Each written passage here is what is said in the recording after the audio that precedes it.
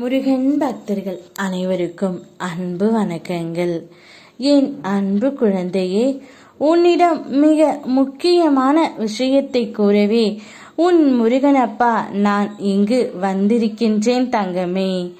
இப்பொழுது நீ உன்னுடைய துணையை பிரிந்து இருந்தாலும் அவர் என்ன செய்து கொண்டிருக்கின்றார், எப்படி இருக்கின்றார் என்ற ஞாபகம் உன்னுடைய மனதில் அதிக அளவிற்கு இருக்கின்றது. உன்னை வேண்டாம் என்று சென்றுவிட்டு சென்றாலும் உன்னுடைய மனதில் அவருடைய ஞாபகம் எப்பொழுதும் இருந்து கொண்டே இருக்கின்றது தங்கமே.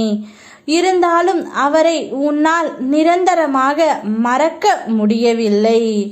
மறக்க நீ நினைத்தாலும் ஏதோ ஒரு ரூபத்தில் அவருடைய முகமோ அவருடைய நினைவு உனக்கு வந்து கொண்டு தான் இருக்கின்றது.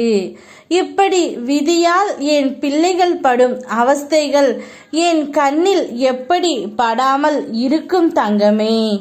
உன்னுடைய துணையும் உன்னை நினைத்து கவலைப்பட்டு கொண்டு தான் இருக்கின்றார். இப்பொழுது அவருடைய நிலை மிகவும் மோசமாகத்தான் இருக்கின்றது.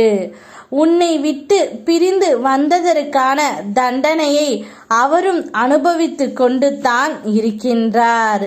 காலத்தை போல் பழிவாங்க யாராலும் முடியாது என்று சொல்வார்கள்.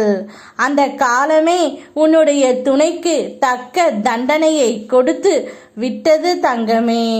வாழ்க்கையில் பொறுமையாக இருப்பவனுக்கு அனைத்துமே நிச்சயம் நல்லதாகவே நடக்கும். உன்னை வேண்டாம் என்று சென்ற உன்னுடைய துணை இப்பொழுது தன்னன் தனிமையிலும் தவித்து கொண்டு தான் இருக்கின்றார். உனக்காவது சில உறவுகள் பக்கத்தில் இருக்கின்றது.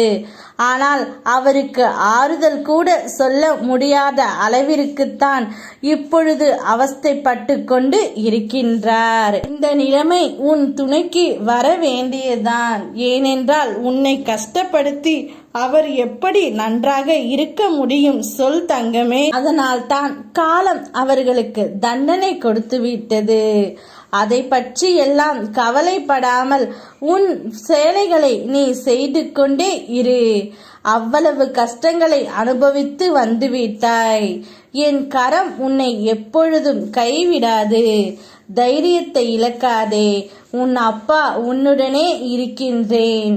அனைத்து சிக்கலில் இருந்தும் நீ விடுபட்டு விடுவாய். யாம் இருக்க பயமேன். ஓம் முருகா.